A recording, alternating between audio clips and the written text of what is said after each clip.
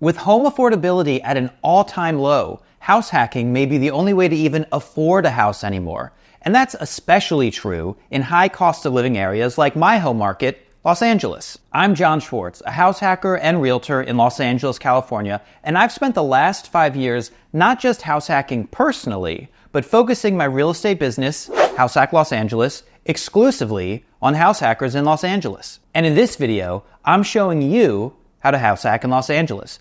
I'm pulling from my personal experience, plus what I've learned helping dozens of clients find, win, and stabilize great house hack deals from Long Beach to Van Nuys, from Playa del Rey to Covina. Quick plug, if you're in LA and want to work with me directly, hit me up, john@hhla.co. And look, there's already a ton of content out there about house hacking.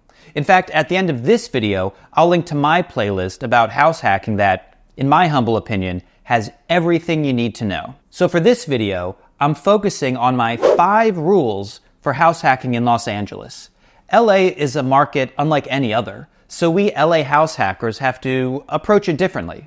But once you understand how house hacking in LA works, you're able to crack open an incredibly powerful wealth creation machine. First though, a very quick definition to make sure we're on the same page. I define house hacking as buying more house than you need and renting out the space you don't live in. This can be as small as a 2-bedroom condo with a roommate, or as big as a 5-bedroom house with 4 roommates and a converted basement Airbnb. You can also house hack multifamily properties, specifically duplexes, triplexes, and fourplexes. Any building with 4 units or less is bought, sold, insured, and financed just like a regular house. In fact, it's now possible to buy a duplex, triplex, or fourplex with the same 5% down payment you need to buy a regular house. And multifamily house hacking makes a lot of sense in Los Angeles. Most of the city, like this area, was built up pre-1940, when zoning codes were much looser. We have a lot of neighborhoods where duplexes and triplexes sit nestled between single-family homes, ideal for owner-occupant house hackers. So let's get started. House hacking in Los Angeles, rule number 1, LA is expensive. It's an inescapable fact that LA is an expensive place to live. Drinks cost more, dining out costs more, gas costs more, and of course, renting an apartment or buying a house costs more than almost every other city in America. So it's important to appreciate that even as a house hacker, getting into the LA real estate market requires some money. And I'll tell you exactly how much money you need to house hack in LA after explaining why, despite its cost, house hacking in LA is still an incredibly rewarding investment. For example, you'll read about house hackers in Midwest markets like St. Louis or Cleveland who live for free. The money they collect from tenants pays their mortgage in full. Meanwhile, in LA, that's simply not possible. You will not find a property in LA for which the rent collected from roommates or tenants will cover the full cost of the mortgage. Our real estate is just too expensive for that to happen. But you have to keep in mind that in markets like St. Louis and Cleveland, a 2-bedroom apartment rents for like $750. Living for free means saving $750 a month in housing costs. Meanwhile, in LA, a garage converted into a small studio apartment easily rents for $1,500 a month. That's not going to cover the mortgage payment for the whole property, but it will take a $1,500 size bite out of it. And last I checked, $1,500 a month over time adds up to a whole lot more than $750 a month. You might have also read about house hackers getting into a duplex for $15,000 because of the low down payment on owner-occupied properties. And yes, one huge advantage to house hacking is that as an owner-occupant, you get access to the low rates and better terms available to regular homebuyers, as opposed to investors who have to put down larger down payments and get stuck with higher mortgage rates. But here's the thing, you're only going to find a $15,000 down payment in markets with $300,000 duplexes, because $15,000 is 5% of $300,000. LA is not a market with $300,000 duplexes. So unfortunately, in LA, you're going to face a more challenging down payment. How challenging exactly? Well, let's talk real bucks. Let's talk about how much money you actually need to house hack in Los Angeles. In 2024, in Los Angeles, it's very difficult to find a house hack worth buying for less than $800,000. With interest rates between 6 and 7%, you would need to earn ballpark around $150,000 to $170,000 per year to qualify for a mortgage on that property and afford the payments. And remember, you add together both incomes when buying with a spouse or partner. As for the down payment, on a conventional loan for an $800,000 property, you're looking at a $40,000 down payment plus about $15,000, maybe a little less in closing costs. So in total, you need about $55,000 to get started. An FHA loan will get you started for a little bit less, but realistically, you should have a little bit more, as every low-cost property requires some repairs in the first year of ownership. House hacking in LA is expensive because LA is expensive, and there's really no getting around that. Is it still worth it to house hack in LA? Oh yeah, for sure. It's still the least expensive way to get into LA's real estate market, whether you're approaching it as a first-time homebuyer or a new investor. It gets you out of LA's rental rat race and puts you on the flip side of that equation so that you're building equity in appreciating real estate instead of paying for your landlord to get richer.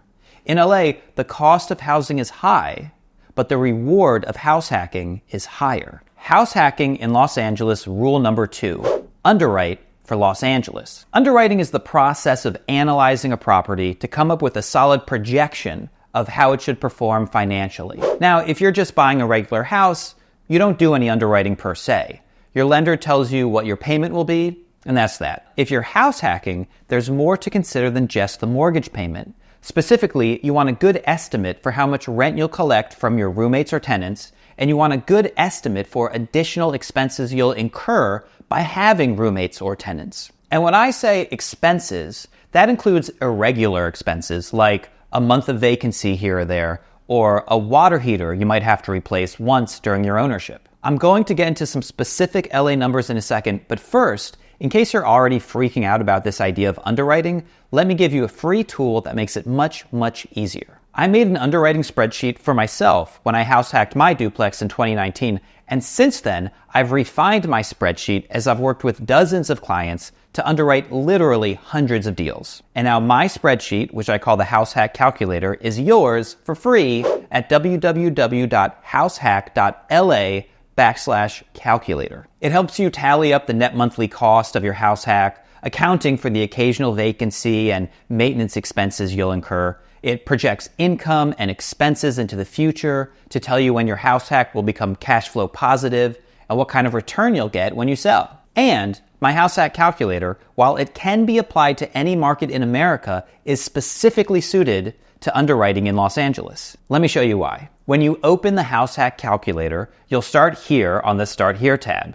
This link goes to a full tutorial of the spreadsheet, so really do start here with this link. Next, click over to the Summary tab, where we enter all of our information. Now, you'll see this question at the top: is this a rent-controlled market? The answer in or around LA is yes. Los Angeles City has rent control, as do many surrounding cities like Long Beach and Inglewood, as does the whole state of California. So if you're an LA house hacker, click this cell, and then you're going to enter the annual rent increase cap for your market. In LA in 2024, we're at 4%. The statewide rent cap is around 9%. If you're in a city near LA, Google the name of the city and rent control to see if your city imposes a local rent control cap and what it is. Or shoot me an email, john@hhla.co, and I'll help you figure it out. You'll see when you click that box that we also get this new column called Market Rent. When underwriting in a rent-controlled market, it's important to factor in both existing rent and the prevailing market rent for each unit. Why? Well, on the next tab, Dashboard, we get a cash flow projection for the property, which tracks monthly cash flow both at market rent and if your tenants never move out. These mark the upper and lower bounds you should expect for the property. And there's one more LA-specific feature on this spreadsheet. This projections area is where we enter the underlying assumptions for our underwriting. For example, how much we expect rent to grow each year, how much we expect property to appreciate each year, etc. This item, annual property tax growth, is unique to California investors. In other states, property taxes grow with property values. If your home increases 10% in value, you'll get a property tax bill about 10% higher than the last one. In California, however, our property tax increases are capped at 2% per year, no matter how much our homes and investments appreciate over time.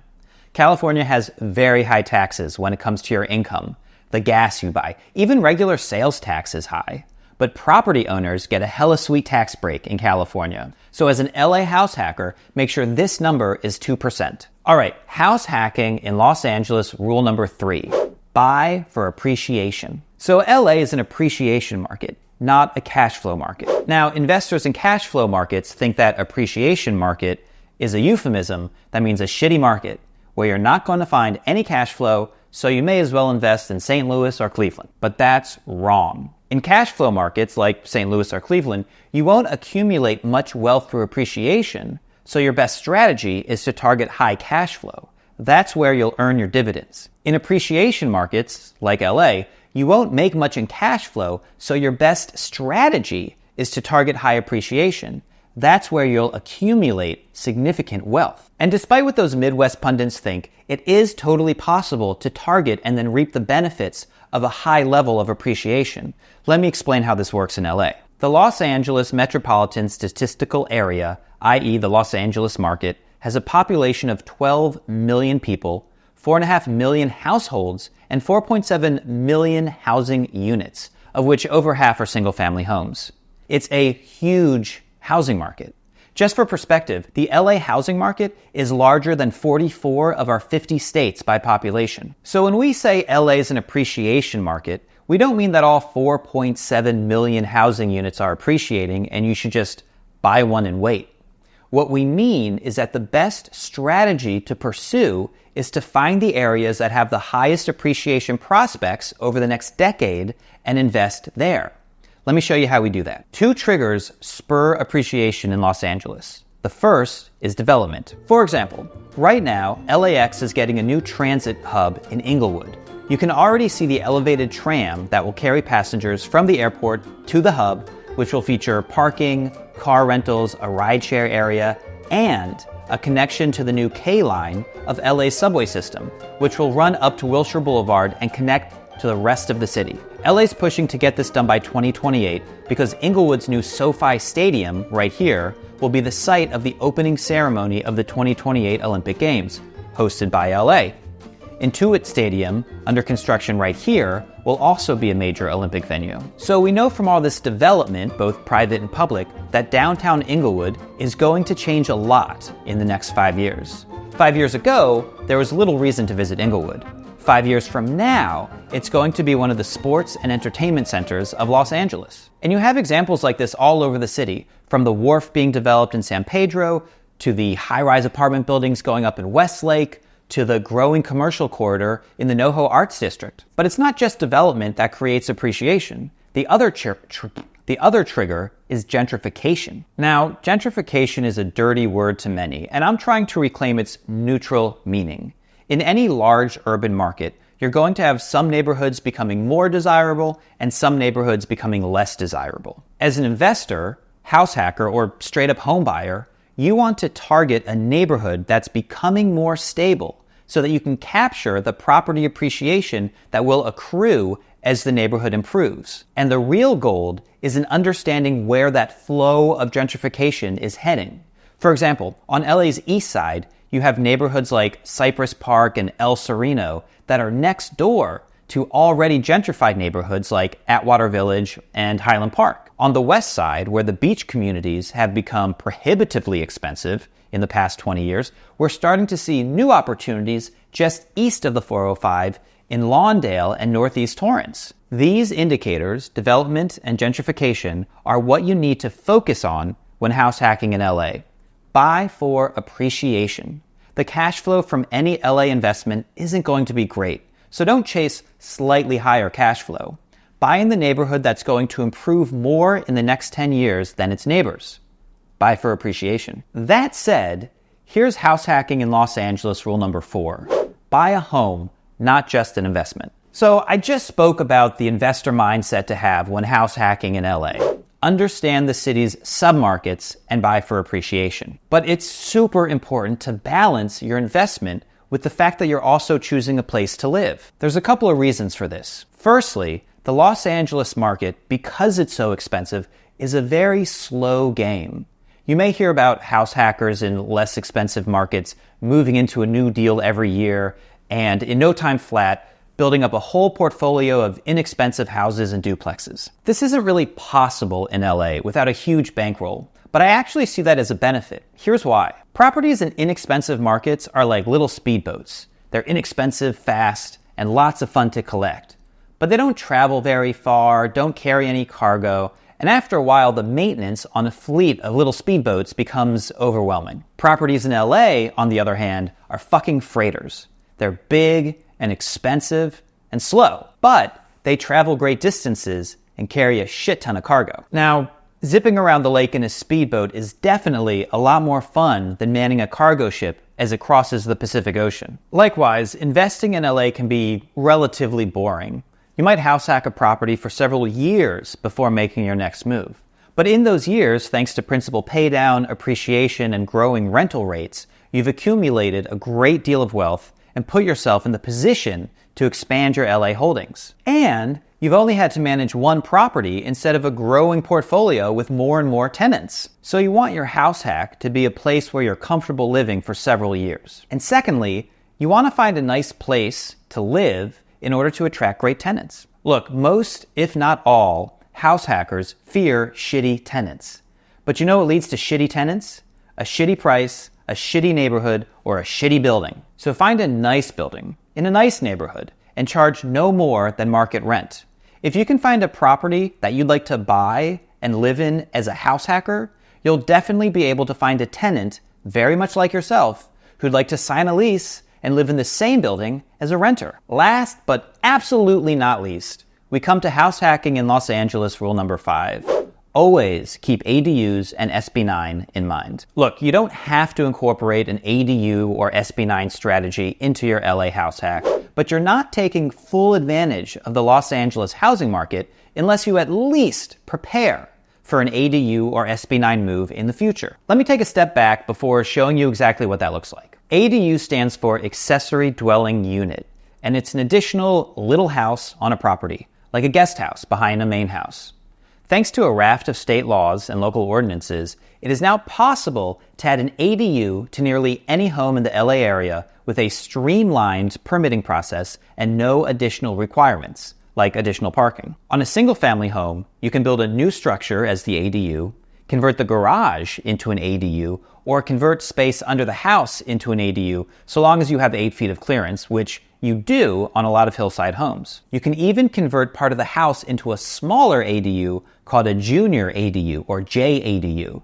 And yes, I have a client with a house with an ADU in the converted garage and a JADU on the second floor, both rented to great tenants. And it gets even better with multifamily properties. With a duplex, triplex, or fourplex, you can add 2 exterior ADUs, and on top of that, if there's unused square footage under the building or in the attic, you can add a 3rd ADU inside the building. So that's the ADU landscape. What's SB9? SB9 is a state law that allows for an owner-occupant to do 2 things with any single-family home.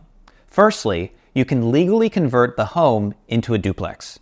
And secondly, you can divide the property into 2 separate parcels. The options here, especially when combined with ADU ordinance, are endless. Let's run through a few. You can buy a house with a large yard and divide the parcel into 2. With your new empty parcel, you can build a house or a duplex or just sell it off to a developer for a quick capital infusion. You can buy a house with excess square footage and convert it into a duplex.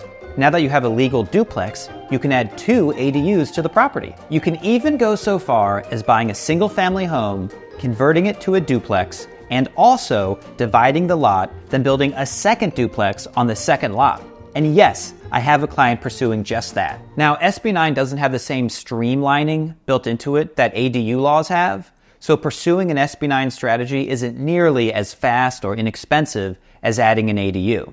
But again, investing in LA real estate is a slow game. If you think you might want to build a duplex in your backyard just before moving out in 3 or 4 or 5 years, well, now's the time to file that first SB9 application. But we shouldn't put the cart ahead of the horse. If you're interested in house hacking in Los Angeles, shoot me an email at john@hhla.co so we can set up a free strategy call to discuss LA, your goals, and how they can work together. And check out this playlist for my other videos explaining everything there is to know about house hacking both in LA and in the rest of the country. Subscribe for more awesome house hacking videos like this one.